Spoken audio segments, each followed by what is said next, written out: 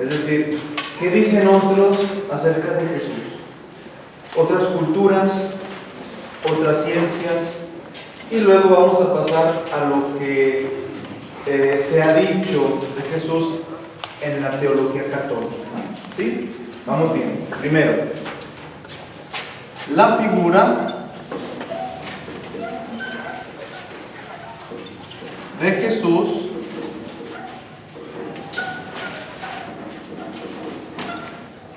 en la cultura. En la cultura. ¿Sí? Primer punto.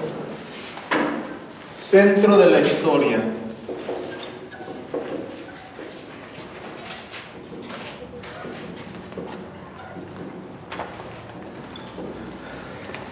En nuestros estudios, en la primaria, secundaria, etc., siempre hemos hecho referencia a Cristo, ¿sí o no?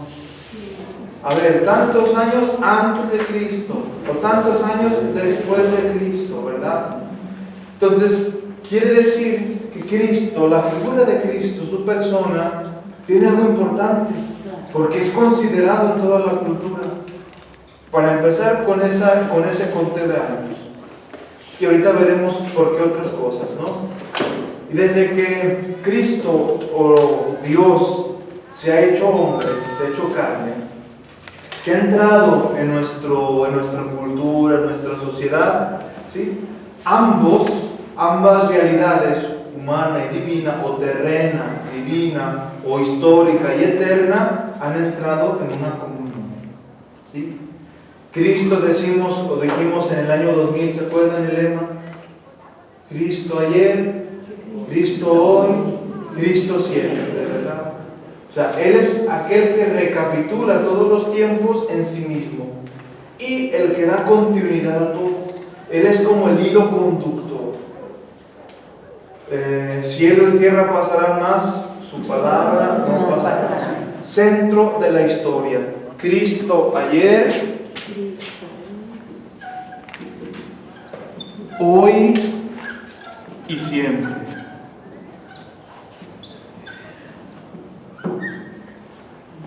Cristo ayer, hoy y siempre.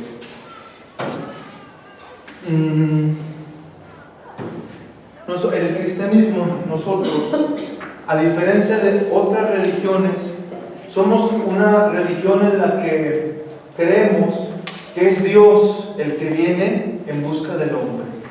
Por eso el Eterno ha entrado en el tiempo, ha entrado en nuestra realidad humana. Otras religiones, al contrario, buscan a Dios, van a buscarlo a Él. Sí, se ve esta diferencia, este movimiento, ¿no? De un Dios que nosotros creemos que viene a nosotros, que se autocomunica, que se revela, a diferencia de otras religiones que van buscando a Dios. Por ejemplo, las religiones naturalistas. ¿Dónde descubren las religiones naturalistas a Dios? En la naturaleza, en las plantas, en el cosmos, en los animales. Y allí tratan de dar el salto, ¿verdad? De lo inmanente, o sea, de lo que tienen a su alcance, a lo eterno. Ejemplo, nuestras culturas prehispánicas. ¿Cómo concebían a la divinidad? A través de lo inexplicable de los fenómenos naturales, le daban una connotación divina. Es decir, la tormenta me hace daño, me echa a perder mis sembradíos, me inunda mis casas, o sea, la lluvia me hace daño, no lo explico de dónde vengo, por qué se me aparece cada rato. Entonces le digo, hay una divinidad que se llama Tlaloc, que manda la lluvia. Entonces, ¿qué es lo que hago? Voy en busca de ese Tlaloc para aplacar su ira.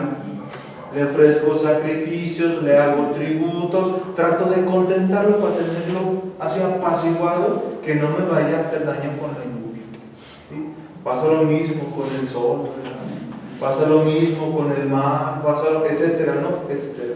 Entonces, el hombre en busca de la divinidad. Nosotros, al contrario, creemos en un Dios que se acerca al hombre. Lo ha hecho en la persona del Señor Jesús. Segundo, vamos a poner entre signos de interrogación, cristología desde fuera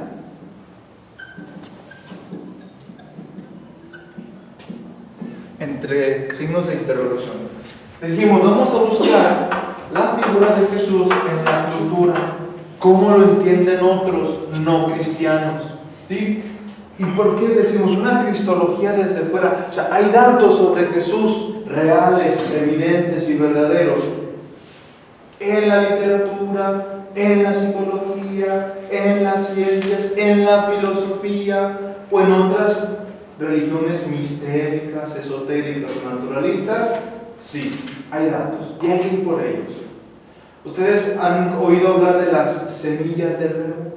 ¿Alguna vez en su vida? Semillas del verbo, ¿no? Es un principio teológico semina verbi. Los padres de la iglesia, de los primeros siglos de la iglesia, ya lo creían, que Cristo, el Logos eterno del Padre, había diseminado por toda la tierra su presencia. Y entonces en cada cultura hay aspectos que nos remiten a Él. Decimos, esto es cristiano, aunque no se diga cristiano. Por ejemplo, el amor. ¿Dónde puede ver el amor? Dicen los italianos, dappertutto, o sea, por todas partes se pueden ver gestos de amor, ¿sí? De entrega, de donación, de ver por el otro, renunciando a uno, ¿sí? Es el amor. Se puede ver donde quiera. Entonces, es una semilla del verbo que Jesús sembró en otras culturas y lo ven y lo viven, ¿vale? Ahora, cristología desde fuera. Hay un pensador pacifista muy conocido en todo el mundo, Mahatma Gandhi. ¿Sí?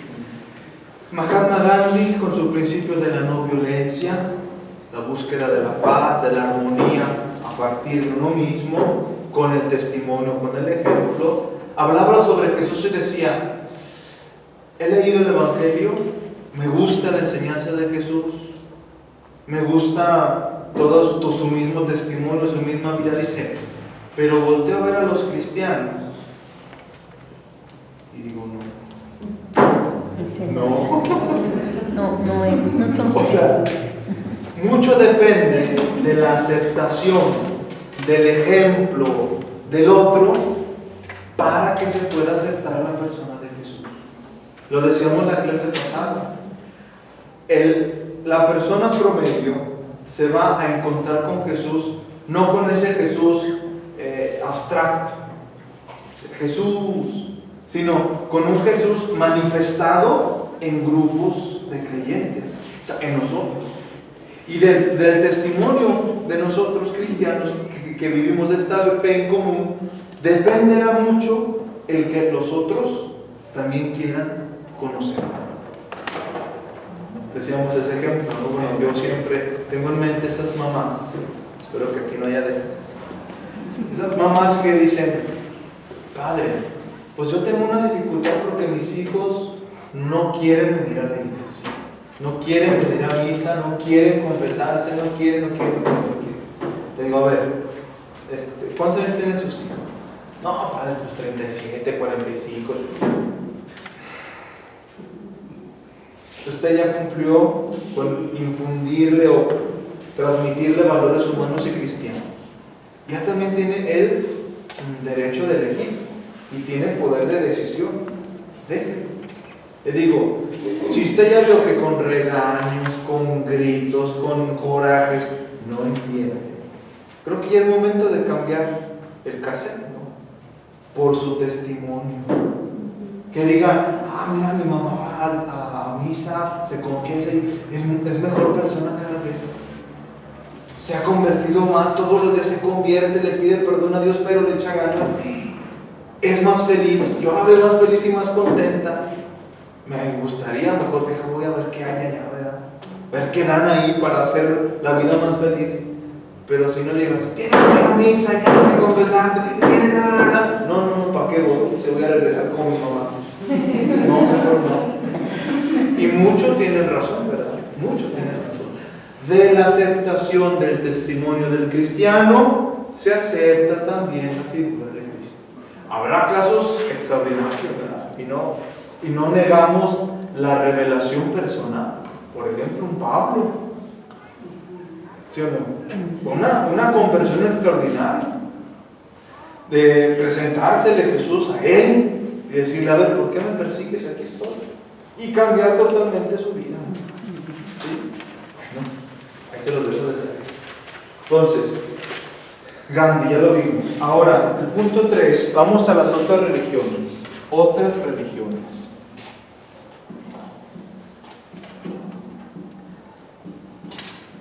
Nos va a ayudar la cultura general que tengamos para estas religiones. Comenzamos con la primera. ¿Han oído hablar del hinduismo? Sí. Hinduismo. Okay.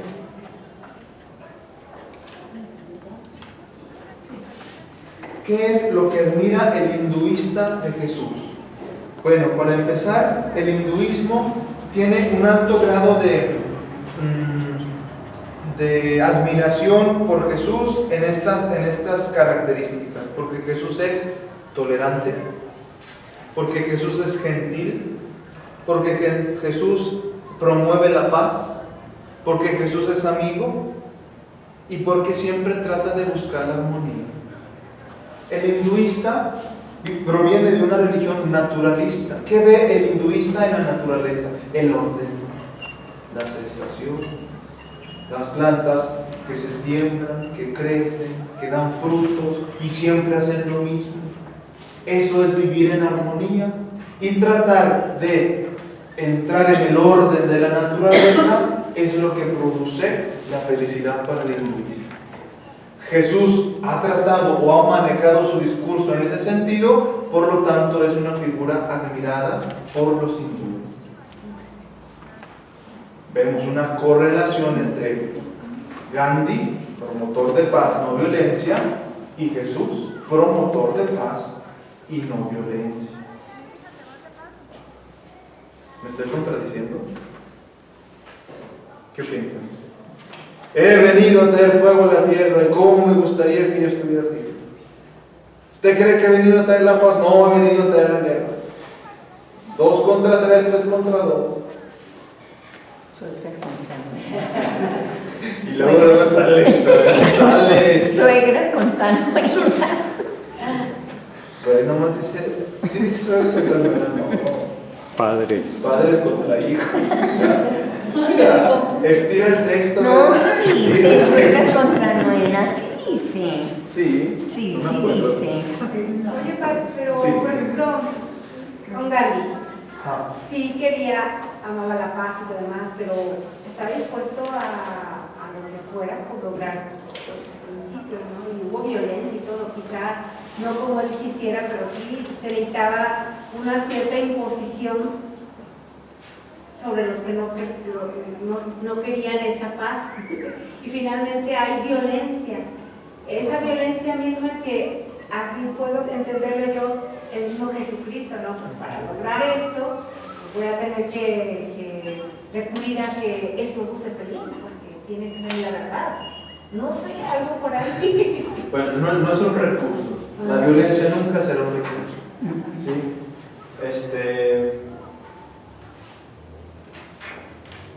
El hecho es de que quien acepta el mensaje lo vive. Y hay quien no va a aceptar el mensaje. Y la violencia está allí, no en que es uno contra otro, porque la violencia acarrea más violencia, sino porque tú tratas de establecer la paz, tratas de vivir los valores, hay otros que no, ¿sí? Y siempre va a estar en pugna. Quizás no directamente de decir, yo contra ti te golpeo y tienes que, porque entonces admitiríamos lo que dije anteriormente. O sea, la mamá que regaña, que impone su religión al hijo, entonces sería muy bien.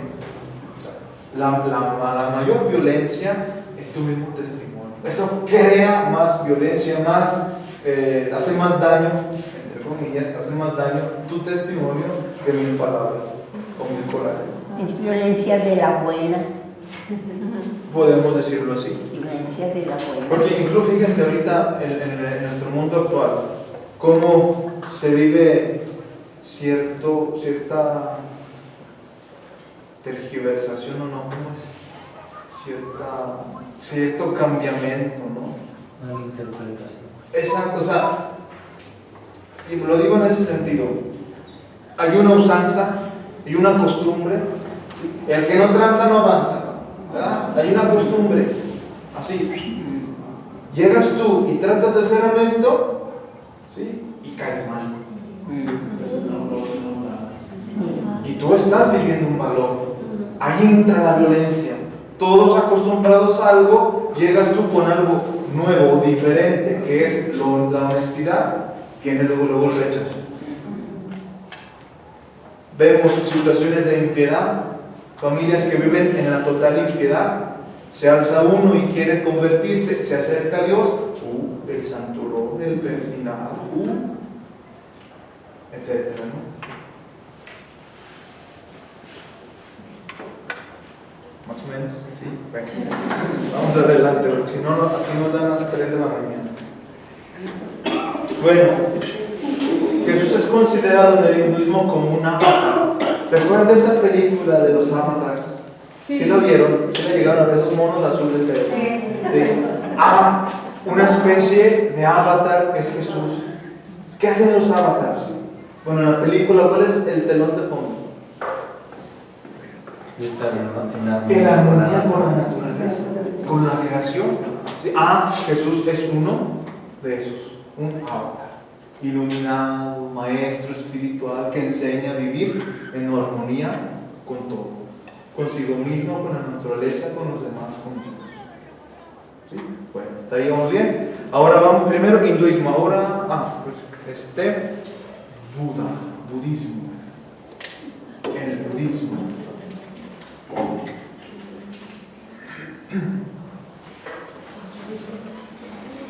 ¿Quién es Buda? Buda, Siddhartha Gautama, es un iluminado, ¿sí? Un iluminado, un sabio, ¿vale?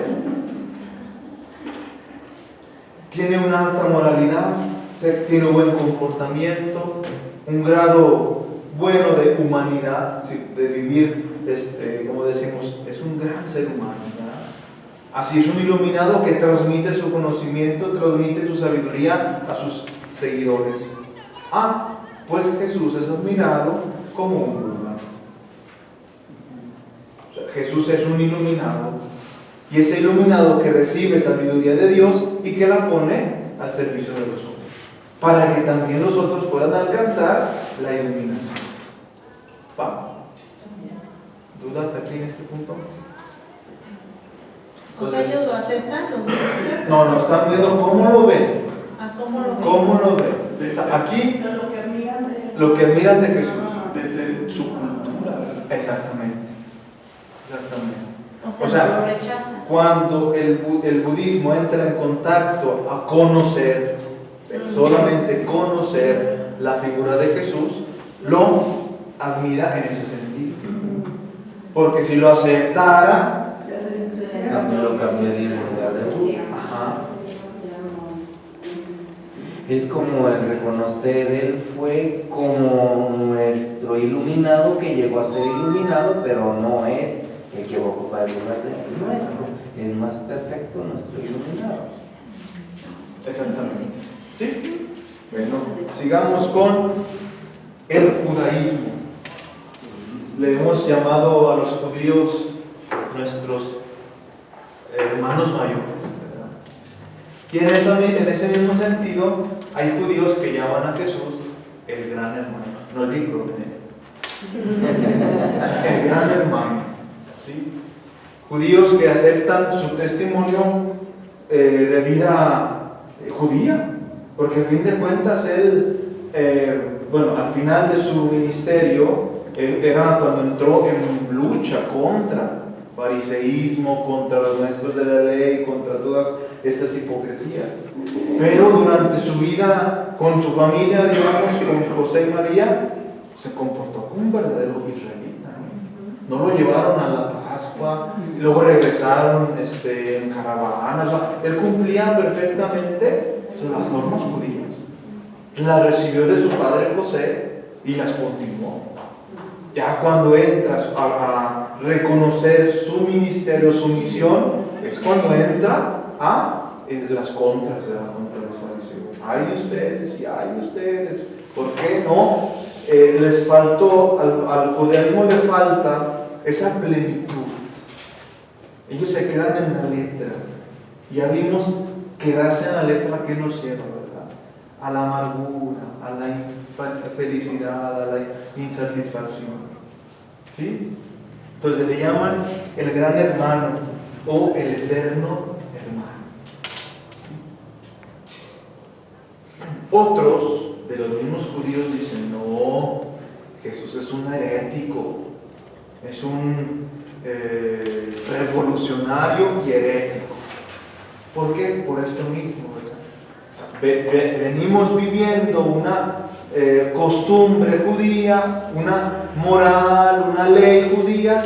Viene y nos dice que hay que dar un pasito más, abrirnos a la gracia, abrirnos al amor. No, yo me quiero quedar aquí. Entonces veo que es diferente y lo tacho de herético. Es un reformador, un revolucionario herético. Casi que le llaman el Lutero antiguo, ¿verdad? ¿Sí? ¿Claro lo que dice el judaísmo? ¿Sí? Vamos ahora con el Islam. Y que Dios me ayude a hablar del Islam. El Islam, una religión centrada en el libro. Lo que dice el libro, lo que dice el Corán, es palabra de Dios. ¿El Corán qué es? Iluminaciones, revelaciones inspiradas a Mahoma. Pero se dice, no sé, yo no soy investigador, ¿no? Pero que había muchos Coranes, o sea, muchos libros, ¿verdad?, que decían Corán. Entonces uno llegó y dijo, bueno, pues como hay muchos, pues vamos a hacer una síntesis, ¿verdad? Y metió todo a como quiso su Corán. Y esa es la versión que hasta hoy se tiene, ¿verdad? Y entonces hay pues, varias barbaridades, como la guerra santa, el sacrificio personal, que serían los que mueren haciendo justicia por Alá, son los mártires, pero provocando terror, etc. Bueno, ¿cómo lo contemplan allá? Un gran profeta. Jesús es un gran profeta.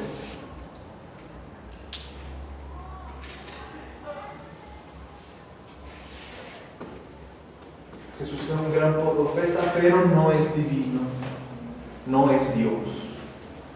Porque el Islam aboga siempre por la unicidad de Dios. Alá es el único Dios y Mahoma es su profeta. Entonces admiran a Jesús como un gran profeta, admiran su mensaje, qué bonito. Cultura general, existió este hombre, ¿sí? Existió este profeta, y dice, la encarnación, la virginidad de María, los milagros que hacía, son simplemente signos del poder de Alá. ¿Sí? O sea, veamos cómo por una parte se admira mucho la figura de Jesús, pero se detienen al momento de afirmar su divinidad. ¿Sí? Habíamos dicho que había esas dificultades, ¿no? El hecho de concentrarme solo en una parte de Jesús o en una dimensión, en el Cristo humano, Cristo hombre. Pero sabemos que la fe no se licúa, dijo Papa Francisco, la fe no se licúa, la fe va entera, Dios. Bueno, las religiones tradicionales. ¿A qué nos referimos con las religiones tradicionales? Aquellas religiones para no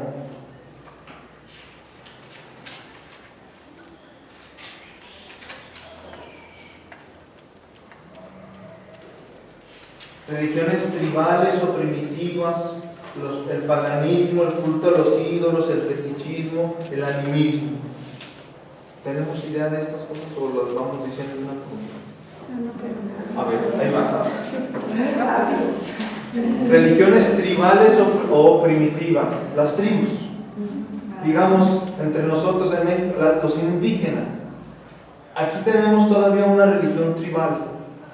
Se llama tarahumaras. ¿Tribales con B o con B? Con B. De tribu, tribal, de tribal. De tribu, ¿sí? O sea, religiones primitivas que todavía tienen ese pensamiento, ¿no? De lo que no me sé explicar es algo que viene de Dios.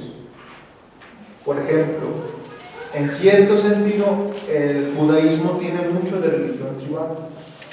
De decir, este epiléptico tiene un demonio. ¿Sí? O sea, darle forma espiritualista a acontecimientos cotidianos. Oiga, y por favor aquí, algún paréntesis. No nombremos a todo eso. Hay con respeto de las mujeres, pero llegó una señora, 42, 43 años. Padre, es que siento una presencia. Padre, es que hay algo que me está haciendo daño. Venga, explíqueme a ver qué pasa, ¿verdad? Es que mira, siento como un aire para aquí por el oído. Y luego a veces siento un calor intenso, sube, y luego baja.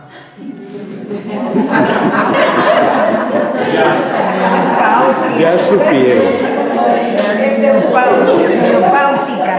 ¿Qué le dijo usted? ¿Y cómo se llama eso? Bochorno. ¿Sí o no? Díganme ustedes, ¿sí o no? Pero no, ella aseguraba que era endemoniado. Oye, que sí. Me llegó la endemoniada. Pero ella ya aseguraba que era un demonio que traía. Le dije, no señora, mire, eso es natural, es normal. Vaya a casa y descanse. Pero esto le va a seguir sucediendo. Vaya que le den hormonas. Y es que fíjense que cuando también la persona no se quiere ser responsable de sus actos, todo lo sataniza. He recibido muchas confesiones así, ¿verdad? Padre, pues fíjese que me pasó esto, es que el diablo me tentó, es que el diablo me hizo caer, es que la tentación, a ver. O sea, hacemos como un poder externo que me obliga, que me impulsa a cometer cosas. Es su concupiscencia, usted está inclinado al mal, también tiene poder de decisión para el bien y para el mal. Hágase responsable. ¿Pequé? A ver, un alcohólico, ¿cómo puede salir de alcoholismo? Primero acepto que tengo la situación y que quiero cambiar, quiero dejar eso, ¿no? Pero si no, por eso dice, acepta que eres pecador, que te equivocas, que te gusta el pecado a veces, ¿no? Que caes, tú lo hiciste. Porque no, es la misma táctica del demonio, ¿verdad? La serpiente. ¿Qué dijo Eva? La mujer. No, ¿qué dijo Eva? La mujer que me diste me hizo caer. Luego Eva, la serpiente, y pobre serpiente, no pudo decirle nada.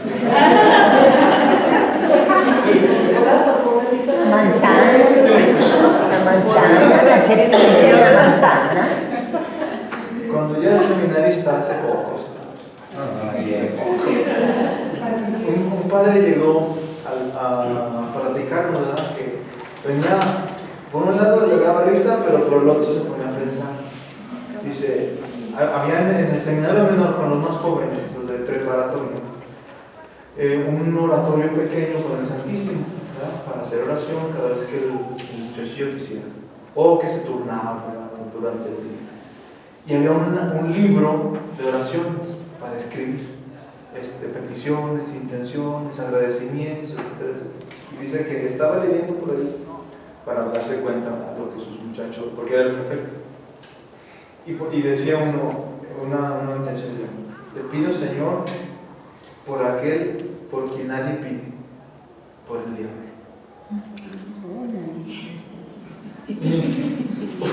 O sea, da risa, ¿no? O sea, pero también pone a pensar porque sabemos que el diablo nunca se va a convertir. Decían, los ángeles tienen una sola decisión, fueron creados y con un solo acto decisivo es o todo o nada. Nosotros tenemos más actos de decisión, una voluntad que se va desarrollando en la historia y por eso decimos sí a veces y no a veces. Pero el ángel, porque el diablo es un ángel, caído pero es ángel, tuvo su decisión, ¿verdad? ¿Te serviré o no te serviré? Y él dijo, non serviente, no te serviré, ¿verdad? Entonces ella no se puede convertir.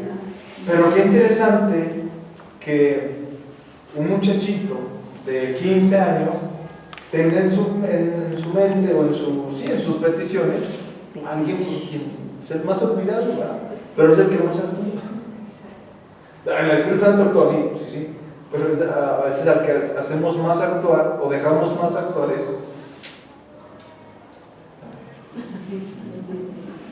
Bueno, ya cerramos paréntesis y continuamos, porque si no. Bueno, estas religiones tradicionales que seguíamos, ¿verdad? Tribales, el paganismo o así llamado el culto a los ídolos. ¿Se acuerdan de esos regaños, ¿verdad?, de los profetas al pueblo de Israel? Gente idólatra, sí, se van y se hincan delante de una figura de barro, figura de bronce, figura de material, pero tienen ojos y no ven, oídos y no oyen, o sea, no tienen vida esas figurillas. No le den su corazón a esto, regrésenlo con el Señor su Dios. El paganismo, el fetichismo. ¿Cómo explicar el fetichismo? Porque también es un pecado. Pero como religión, por ejemplo, eso de los vudús, de las hechicería, ese tipo, ay, que ya te hizo un daño. No te va a creer en ese tipo de santería. Sí, ándele a santería. Es decir, tengo un muñeco, le pongo tu foto, le pongo un cabello tuyo, y ya te pertenece ese muñeco. Entonces todo lo que le haga al muñeco te va a pasar a ti. Bendito sea Dios.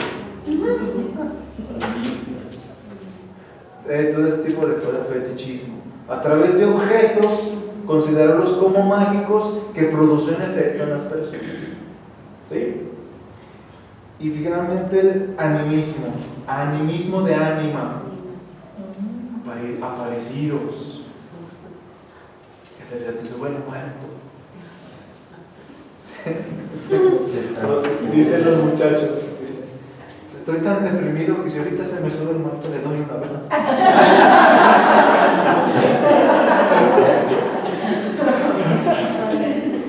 Y a mí me pasó una vez eso y dije, ay, creo que tienen razón. Pero lo voy investigando, es algo natural, una desconexión entre tu mente y tu cuerpo. Te despiertas, ya tienes conciencia, pero tu cuerpo no te responde. Sientes un peso, sientes algo, pero es natural, o sea, se explica, no es el cuerpo ya actúa de ti. Bueno, este tipo de religiones, de creencias, podemos decirlo, tienen un alto grado de admiración por la vida, ¿sí? Todo esto es para mejorar la vida, ¿sí?, o incluso empeorarla cuando es algo negativo, ¿no? Pero siempre es lo vital, la vitalidad.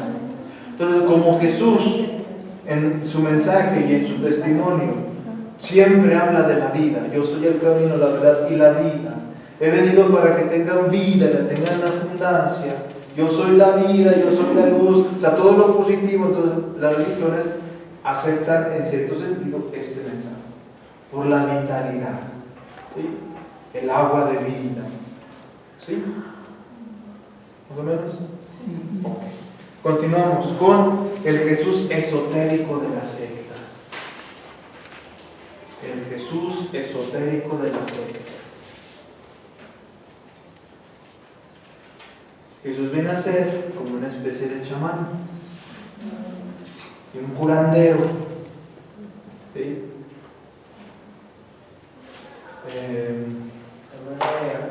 ¿Cómo? Como la nueva era. Ah, exactamente, la New Age. Y aquí el punto es que se mete a Jesús como uno más del montón, ¿sí? O sea, lo que me sirve de Jesús, órale, lo pongo. Pero también agarro o sea, ¿quién dijo? De los amuletos, o sea, rebajamos a Jesús a un ser mágico, curandero, chamán, o sea, un mago, pues, que hace cosas bonitas, y benéficas para las personas, pero no pasa de ahí. Entonces sería como el brujo. Es lo mismo entonces cuando utilizamos el escapulario o alguna, supuestamente para protegernos, ¿no? Sin que haya Sí, ningún o sea, tipo de conversión. el ser humano de por sí es un ser simbólico. Bueno, ahorita estamos en esa discusión, estoy dando la materia de sacramental en el seminario y estamos viendo cómo la cultura de la imagen nos está haciendo perder el significado simbólico. Porque la imagen es lo dado, o sea, te convierte en un espectador pasivo, no te hace pensar. ¿Sí o no? Pero Dios, no lo voy a grabar esto. Lo borramos. Bueno, no voy a decir nombres ni títulos de partidos políticos, que no haya problema. Pero, ¿por qué la mayoría de las veces votamos por los mismos? Por la imagen. Porque nos dejamos llevar por la propaganda. ¿Sí? El que se va a llevar mi voto va a ser el que más me convenza, no por las propuestas, no por la ideología que sigue, sino por el que me presente una imagen más bonita, más atractiva. Sí, que yo no dije. Por eso votaron por él, por guapo. Pero me van a vender una imagen y yo no sé. Y es que hoy por hoy, televisión, internet, redes sociales, todo eso, me llega el bombardeo de imágenes que me quedo así, como un espectador pasivo. La imagen que hoy, de la que todo el mundo habla, nos cautiva a todos. Y todos hablamos de la misma imagen. ¿Viste Lady siempre? Lady 100 pesos. ¿Han oído hablar de ella? Lady 100 pesos. Siempre. Lady 100 pesos. Sí, la verdad. Llega la noticia y todo el mundo habla de ella. Todo el mundo, y ya, y se concentra en eso. Al día siguiente sale otro y todo el mundo sobre ya se les olvidó la ley, está hablando de ley, los no sé qué, ya empieza, ¿no? Y así nos hacen espectadores pasivos, sin criterio, sin análisis, sin reflexión. Entonces, lo que hoy apantalle más es lo que va a tener mi atención. ¿Sí? Entonces, hemos perdido el significado simbólico, porque el símbolo, ¿sí?, me ayuda a pensar. Entra en el reino de la evocación. Yo te hago así, ¿y qué estás pensando? Amor y paz. Ahí está, es un símbolo. Amor y paz. Me hace pensar, ¿qué me queda decir? ¿Vale? Si yo llego con una japonesita y le doy un beso, no, después no le tengo que venir a decir, oye, pues con el beso te quise interpretar que era eso. Claro. Ya sabe lo que le estoy queriendo decir, ¿no? Es el símbolo. Pero cuando tenemos la imagen dada, pues no nos concentramos en el punto, ¿no? ¿Pero por qué viene esto? La pregunta fue... sí, ok. El ser humano tiende mucho a querer controlar todo lo que le pasa. Si no lo llega a controlar, tiene que buscar la manera de identificarlo con un objeto una divinidad que le ayude a descifrar el misterio que vive. ¿Sí? Por ejemplo, en ese mismo punto decíamos, el ser humano es un ser simbólico. Si yo traigo aquí una cruz, usted me va a decir, pues este es cristiano, creen que es Jesús. Pero yo le digo, no, es que esta cruz es la cruz de San Benito. No, y esta es bien poderosa. No, ¿qué te pasa? Esta da hasta abundancia en el amor, dinero y todo eso, ¿verdad? La salud, todo. Entonces, quítale su cruz, destruyesela, se muere la persona. No, ¿qué hiciste? Mi cruz en el... Compras otra y te la pones. O sea, el significado no está en el material. Yo ahorita les puedo quebrar este Cristo. Y no por eso ni voy a ser apóstata, ni voy a ser contrario, ni rebelde a la religión. Simplemente lo voy a quebrar y voy a traer otro. Y quizás hasta más bonito. No es el material, sino es a lo que me lleva la figura que estoy viendo. Cuando dice, Padre, pero entonces, ¿por qué ¿por qué le rezo? ¿Por qué le hablo a él, a este material? Porque esa configuración o confección del material me remite a una persona. Muchas críticas sobre ¿por qué tenemos imagen en nosotros? ¿No? ¿Sí? ¿Y por qué creen? Por lo que Por un lado son pedagógicas y por otro lado son puntos de encuentro. O sea, yo no le estoy hablando ¿qué será eso? Pasta. A la pasta o a la fibra de vidrio, no le estoy hablando de eso, le estoy hablando a Jesús, que esta figura me recuerda, me hace entrar en relación con Él. ¿Sí? Las imágenes que tenemos en casa de los santos, de la Virgen de Guadalupe, etcétera, son medios por los cuales me relaciono con las personas a quienes pertenecen esas imágenes. Lo mismo, por ejemplo, las fotografías. Tengo una foto de mi papá que ya murió y de repente me dan ganas de decirle Y yo sé que ahí no está. Y dígaselo porque esa foto le pertenece. Claro. Algo, hasta cierto punto sano. ¿Vieron la película de Coco? Sí. ¿Sí? Vean cómo tenían esa creencia nuestros ancestros a partir de las fotografías. ¿Sí? De decir, o la imagen, o el dibujo, no sé, el recuerdo, eso. Bueno, déjenme decir una experiencia, es que esto está muy emocionante. Yo asistí a un seminario en Roma, un seminario con una maestra sobre los iconoclastas o el iconoclasmo. ¿Qué era el iconoclasmo? Siglo 6, 7 y 8 más o menos, en el que querían destruir las imágenes. ¿Por qué? Porque eran ídolos. Esa era la creencia en el catolicismo, ¿no? Entonces viene la reflexión. Entonces yo le decía a la maestra, a ver, maestra, yo estoy espantado y yo soy un incrédulo con las imágenes. Pero a partir de ¿qué? De un testimonio. ¿Se acuerdan cuando vino la reliquia del Papa Juan Pablo II? Sí. Muchas señoras iban con su viejitas, ya iban con su tarjetita. No podían caminar, pero iban por su tarjetita a que tocara la vitrina del Papa. Y yo me quedé asustado porque yo dije, no, esto es fanatismo, es fetichismo, es... Preocupa, pero... ¿Sí? O sea, es algo desordenado, yo lo decía así. Y entonces, dígame usted, o sea, ¿por qué mi gente hace eso? ¿Por qué toca? ¿Por qué bla, bla, bla? Y dice, a ver, no es algo científico. O sea, tú esperas ver que en el tocar la vitrina con la tarjetita, veas que entra un poder a la tarjeta, ¿no? O sea, tú eres muy científico, me decías, muy racionalista. O sea, pero fíjate, te está faltando una categoría muy esencial, que es la memoria.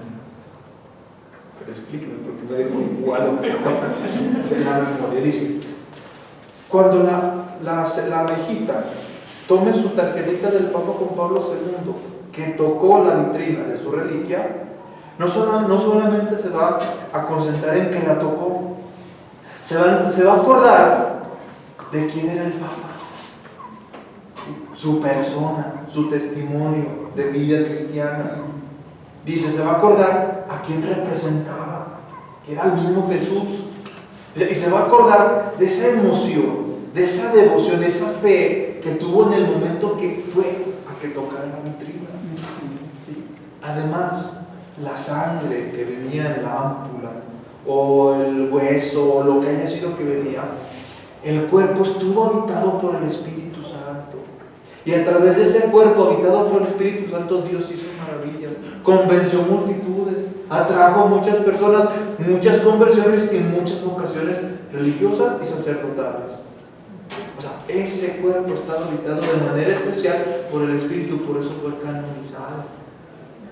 Entonces, no solamente te quedes con el fenómeno, con el hecho de que la tarjetita tocó.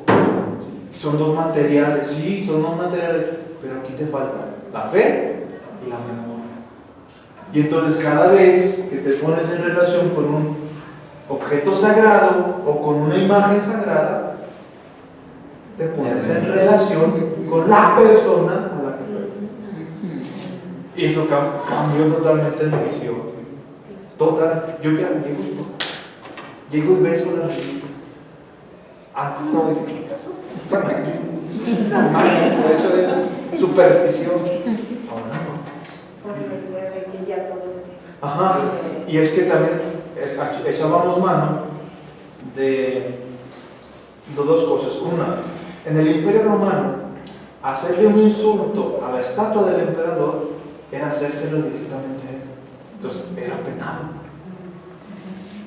O sea, porque el insulto no es a la piedra. Y aquí también tomo para fortalecer esto. Si yo llego con la imagen,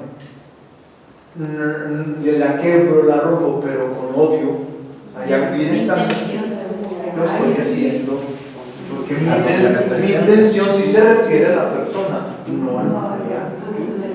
Y a lo mejor pasa un poco como lo que le pasó a la hemorroísa, ¿verdad?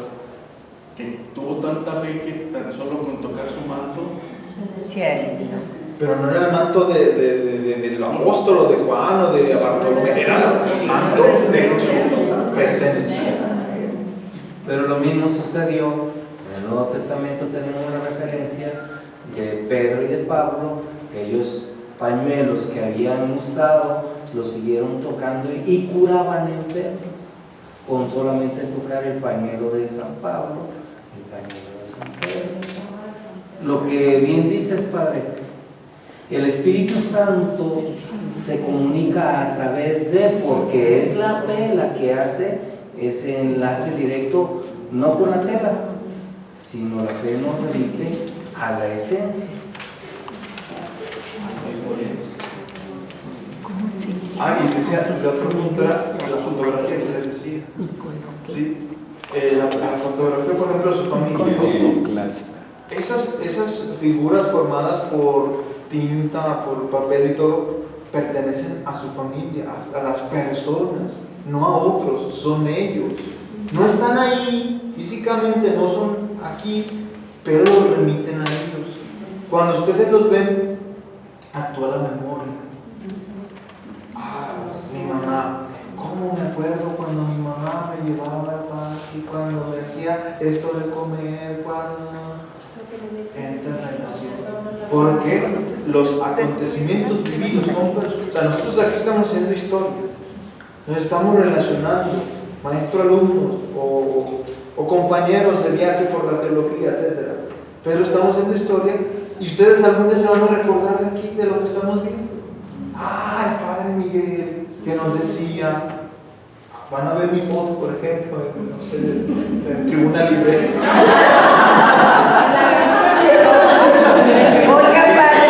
Sin comerciales.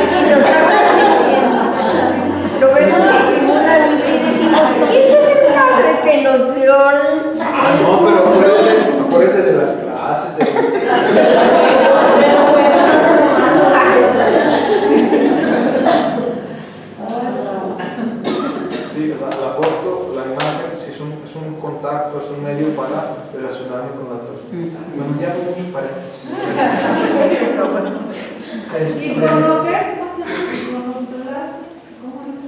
iconoclasmo o iconoclastia. O sea, es el rechazo de las imágenes. ¿Sí? Rechazo de las ¿Y está porque- bien esta hablando? Bueno. El iconoclasmo es una herejía. Sí. O sea, hubo el concilio segundo de Nicea, año 787, condenó el iconoclasmo. ¿Se han visto ustedes los iconos orientales? Los que, donde predomina mucho el oro. ¿Sí? Son imágenes sagradas. Entonces, ellos, la tendencia ortodoxa, y es todavía teología católica, porque en esos años eran los dos unidos todavía, Oriente y Occidente estaban unidos. Ya después, en el 1054, vendrá la ruptura, y cada quien seguirá su línea teológica y su línea de fe. Bueno, que es lo mismo, nomás tienen. Son como hermanos, como los hermanos que se pelean y no se hablan, pero se siguen queriendo, ¿no? Siguen siendo Que no reconocieron a quién era el que mandaba nada más. No, el punto con los ortodoxos es la concepción del Espíritu Santo. Nosotros decimos que el Espíritu Santo procede del Padre y del Hijo. Y ellos dicen, no, el Espíritu Santo procede del Padre por el Hijo. ¿Sí? Nosotros tendemos mucho a la igualdad entre las tres personas de la Santísima Trinidad, y ellos como que hacen una especie de estratificación. Está el Padre, el Hijo y el Espíritu Santo, como grado, jerarquía. ¿Sí? Pero, pues, no se rechazan, o sea, se pueden complementar. No tiene mucho, pero el punto fue que nosotros latinos de este lado le agregamos al credo original el filioque. Filioque es y del Hijo, que procede del Padre y del Hijo. Cuando en el texto original, que es en griego, ¿sí?, no viene filioque, no viene y del Hijo, viene del Padre por el Hijo, que es el Espíritu Santo. Es un simple capricho. Es un término ahí que no nos deja, pues. Pero afortunadamente se acuerdan que hubo un encuentro de Kirill, patriarca de los ortodoxos, con Francisco en Cuba. ¿Sí se dieron cuenta de eso? Allí se firmó un acuerdo para celebrar el tercer concilio de Nicea en el año 2025. Nicea 1 fue en el año 325, y a los 1700 años después se quiere celebrar ahora el tercer concilio para unir a las dos iglesias. Y de ese encuentro al 2025 se van a buscar por todos lados las maneras de cómo ejercer la autoridad del Papa para ambas iglesias.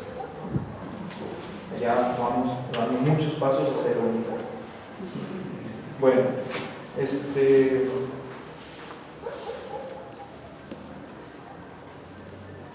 ya hablamos de los tradicionales, de la vida. Jesús es puesto como un maestro espiritual, promotor de la vida, que ofrece la vida y la conserva y la da en abundancia. Vamos ahora al Jesús esotérico, decimos. Jesús esotérico de las sectas. ¿Sí? Es una especie de presencia espiritual, decíamos,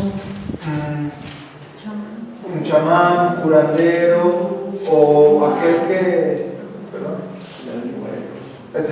que por la fe en él, ¿sí?, toda tu vida se va a transformar, pero solamente por la fe, que no implicaría un compromiso personal. O sea, tu vida, aunque sea un desastre, pero tú crees. Tú crees en Jesús, tú crees en Él, espera la salvación de Él, todo confíalo en Él, y mira, tan amigos como siempre. Sí, pero es una mala interpretación. Pero déjenme recuerdo algo más porque no me acuerdo.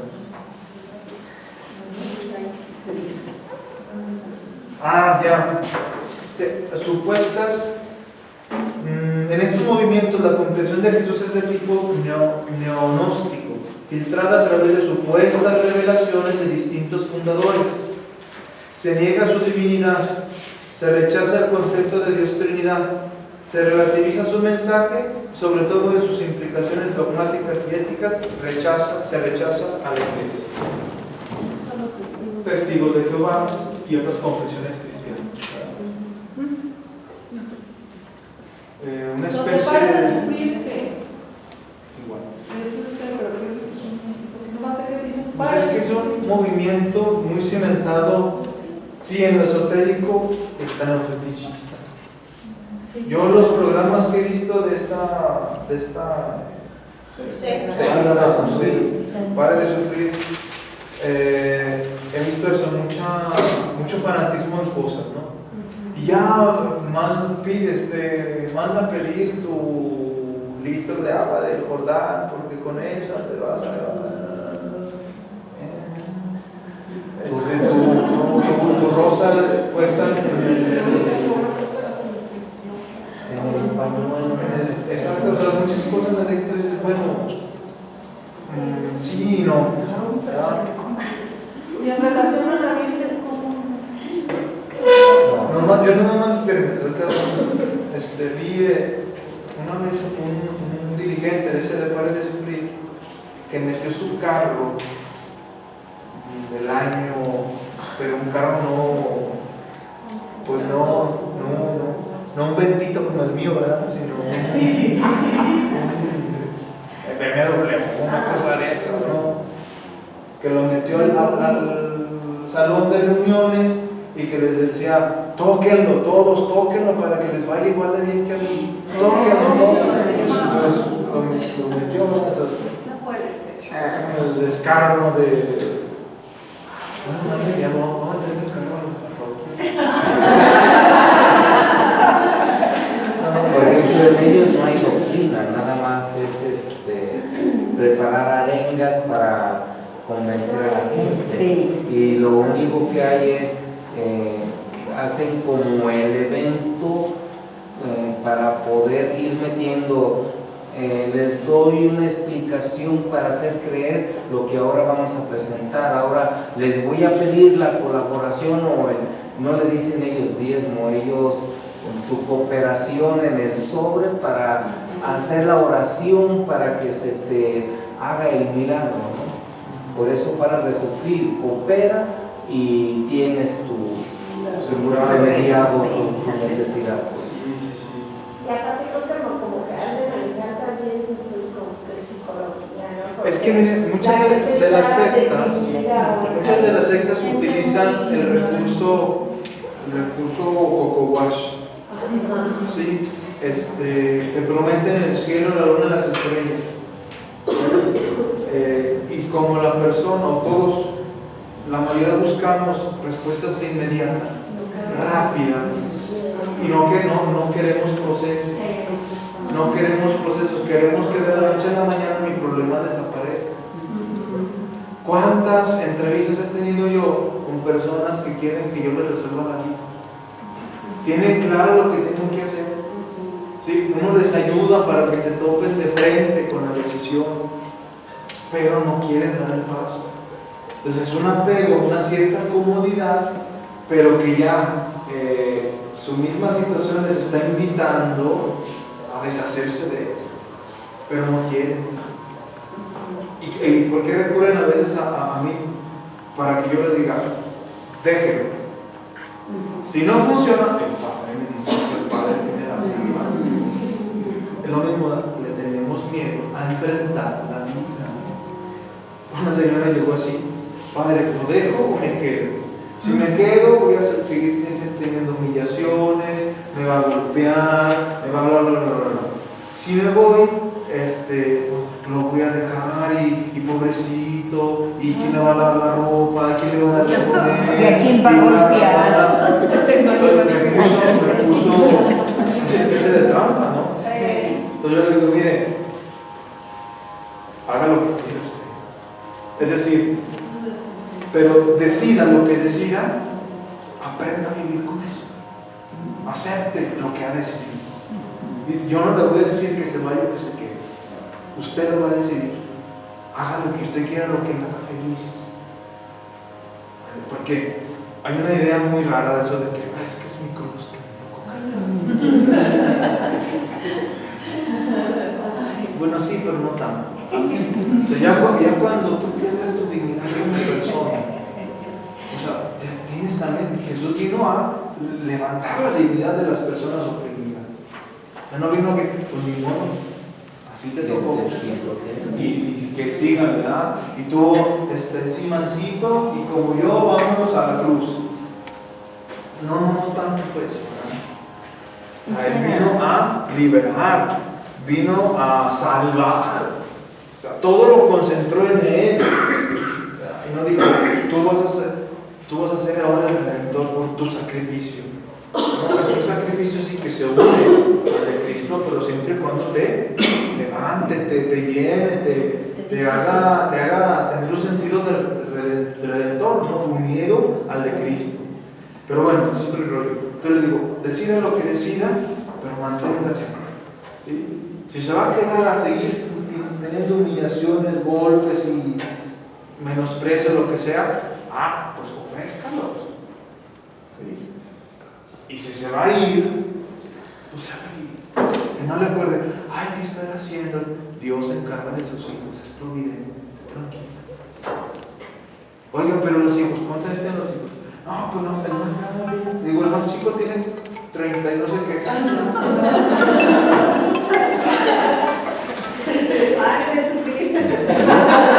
No, esas especies de mamás eternas con sus niños chiquitos. No. Ya de 60 años, sus niños chiquitos. ¿Qué pasó? Sí.